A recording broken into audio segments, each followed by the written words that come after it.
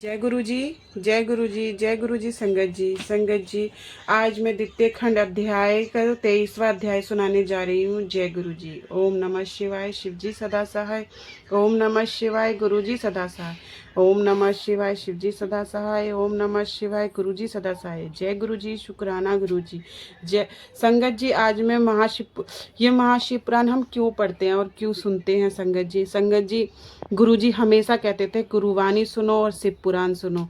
संगत जी, ये हमारी महाशिव पुराण हमारे कर्मों को भी खत्म करती है और हमारे घर में सुख शांति बनाए रखती है। संगत जी, मेरी ये प्रार्थना है कि आप शिव पुराण जरूर सुने या घर में पढ़ें। जय गुरु जी। शिव के द्वारा गोलोक धाम में श्री विष्णु का गोपेश के पद पर अभिषेक तथा उनके प्रति प्रणाम का प्रसंग सुनाकर श्री राम सती के मन का संदेह दूर करना। जय गुरु जी। श्री राम बोले, देवी, प्राचीन काल में एक समय परम त्रष्टा भगवान शंभु ने अपने पर्वत धाम में विश्वकर्मा को बुलवाकर उनके द्वारा अपनी गौशाला में एक रमणीय भवन बनवाया जो बहुत ही विस्तृत था। उसमें एक श्रेष्ठ सिंहासन भी निर्माण करवाया। उस सिंहासन पर भगवान शंकर ने विश्वकर्मा द्वारा एक छतर बनवाया जो बहुत सी दिव्य सदा के लिए अद्भुत और परम उत्तम था। तत्पश्चात उन्होंने सब ओर से इंद्र आदि देवगणों, सिद्धियों, गंधर्वों, नागादिकों तथा संपूर्ण उपदेवों को भी शीघ्र वहां बुलवाया। समस्त देवों और नाग ब्रह्मा जी को, मुनियों को तथा अप्सराओं सहित समस्त देवियों को जो नाना प्रकार की वस्तुओं से संपन्न थी आमंत्रित किया। उनके सिवा देवताओं, ऋषियों, सिद्धियों और नागों की 16 कन्याओं को भी बुलवाया जिनके हाथों में मांगलिक वस्तुएं थी। मुने, वीणा, मर्दग आदि नाना प्रकार के वाद्यों को बजवाकर सुंदर गीतों द्वारा महान उत्सव रचाया। उन औषधियों के साथ राज अभिषेक योग्य द्रव्य एकत्र किए गए। प्रत्येक तीर्थों के जलों से भरे हुए 5 कलश भी मंगवाए गए।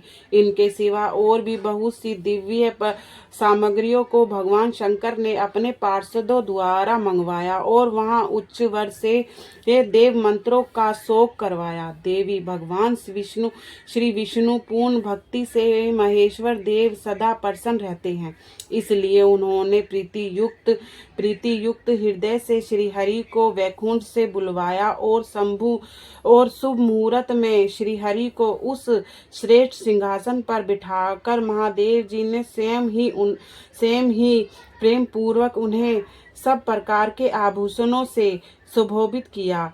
उनके मस्तक पर मनोहर मुकुट बांधा गया और उनसे मंगल कौतुक करवाए गए। यह सब हो जाने के बाद महेश्वर ने स्वयं ब्रह्मांड मंड में श्री हरि का अभिषेक किया और उन्हें अपना वह सारा ऐश्वर्य प्रदान किया जो दूसरों के पास नहीं था।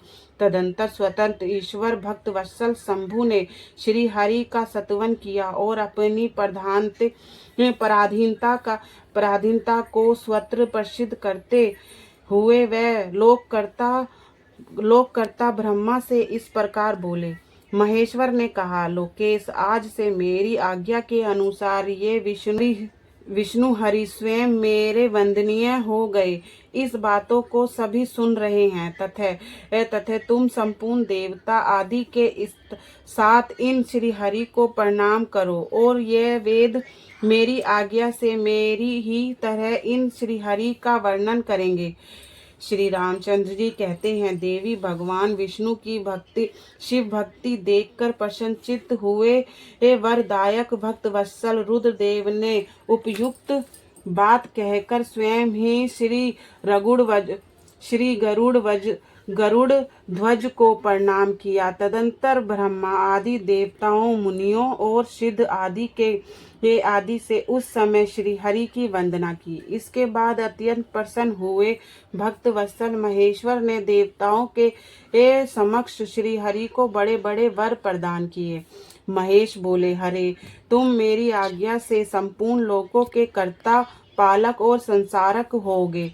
धर्म, अर्थ और काम के दाता तथा द्वितीर्थ अथवा अन्य करने वाले, दुष्ट को दंड देने वाले होंगे। महान बल पराक्रमश संपन्न जगत पूज्य जगदीश्वर बने रहोगे। समारंग समारंग में भी जीते नहीं जा सकोगे। तुमसे भी तुम कभी पराजित नहीं होंगे। तुम मुझसे मेरी दी हुई 3 प्रकार की शक्तियां ग्रहण करो। एक तो इच्छा आदि की सिद्धि, दूसरी नाना प्रकार की लीलाओं को प्रकट करने की शक्ति, और तीसरी तीनों लोकों में नित्य स्वतंत्रता। हरे जो तुमसे देश करने वाले हैं वह निश्चय ही मेरे द्वारा प्रत्येक पूर्वक दंडनीय होंगे।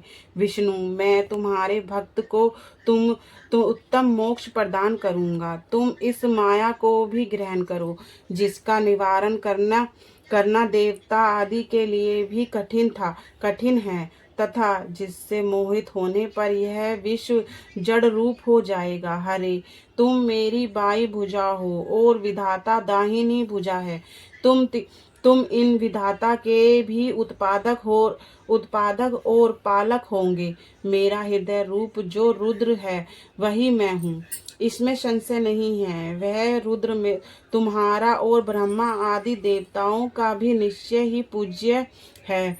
तुम यहाँ रहकर विशेष रूप से संपूर्ण जगत का पालन करो। नाना प्रकार की लीलाएं करने वाले विभिन्न अवतारों द्वारा सदा शिव की रक्षा करते रहो।